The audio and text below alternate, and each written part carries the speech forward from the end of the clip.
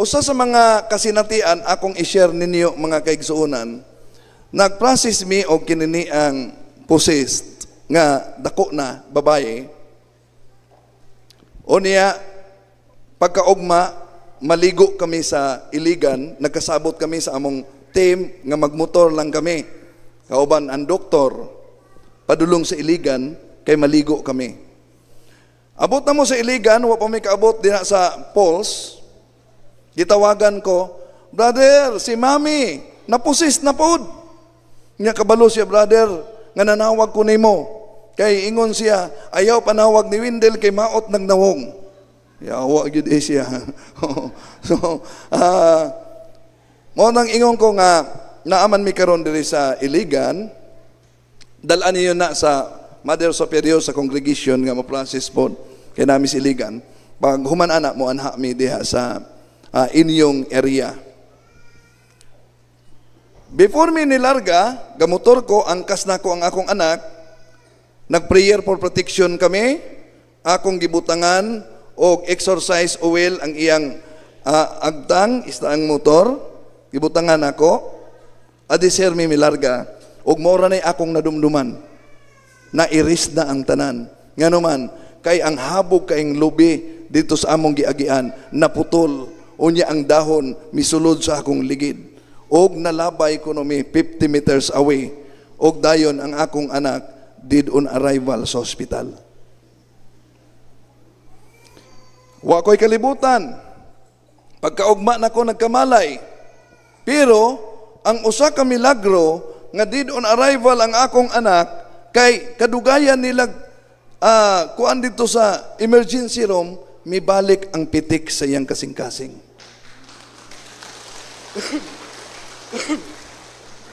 Mao nga gidali kining dala ngadto sa ICU. Na ICU siya dito. More than isa ka bulan, pero dili lang na ako gibalhin ako sa kumbinto sa mga madre. Gawas ko, pero ingon ang doktor, ang imong anak complete fracture. Na-dislocate ang iyang bukog nga nagkunik sa utok. Busa, lifetime siyang paralyzed, lifetime na siyang ventilator.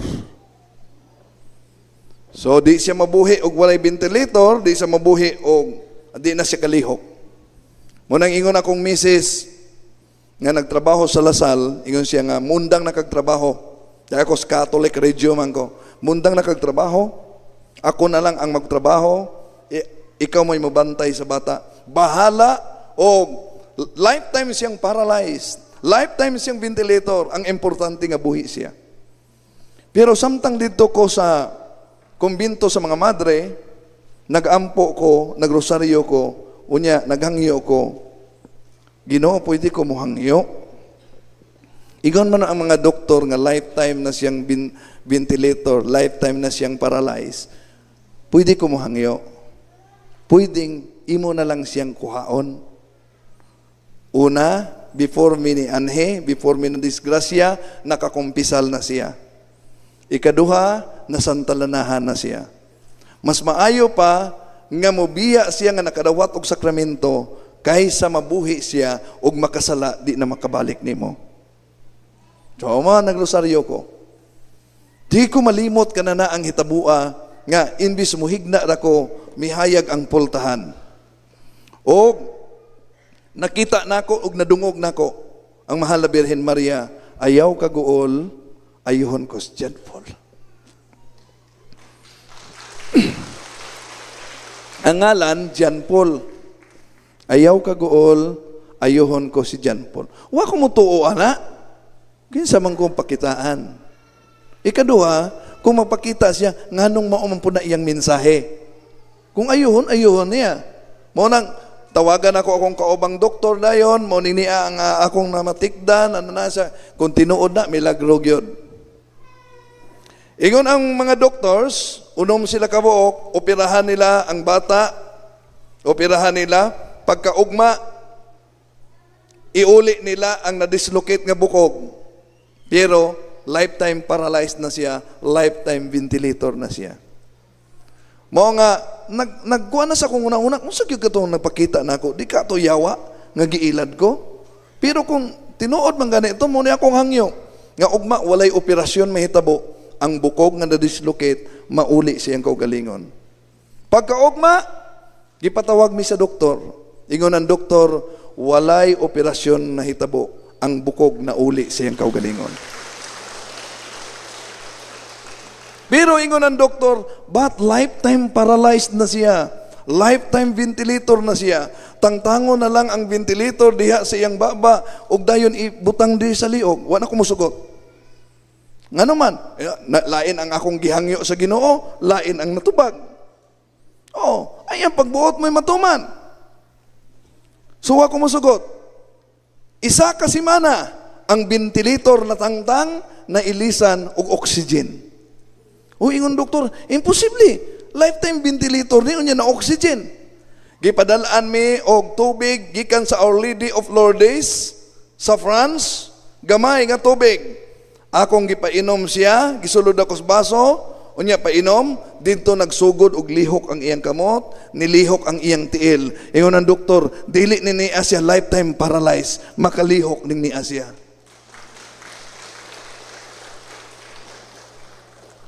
Unya abi ninyo, ingon ang akong kaubang doktor, andam-andam na lang og 300,000. Kung anong asa man kuha niya ang 300,000. Gamay man kayong sweldo na mo Catholic registration. Pero abi ninyo, wala pa ko nagsugod sa YouTube, sa ministry, sa Facebook, na pa ko sa radyo. Pero tanang tambal, mapalit na mo. Nga naman, kay daghan kayong mga bot nga kwarta nga wa ko kabalog asa gikan. Igo rapog tambal. Igo rapog pambayad sa hospital. Ang among nabayad, almost million. Pero kanang kwartahan ni piso, wala gyud ko'y nagasto, kana gikan sa mga tao.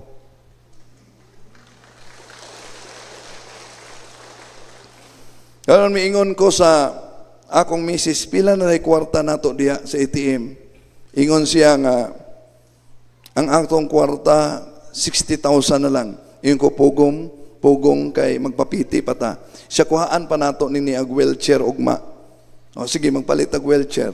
Magpalit na unta mig wheelchair, na mihatod og wheelchair. Di lang usa, nahimong duha, nahimong upat pa.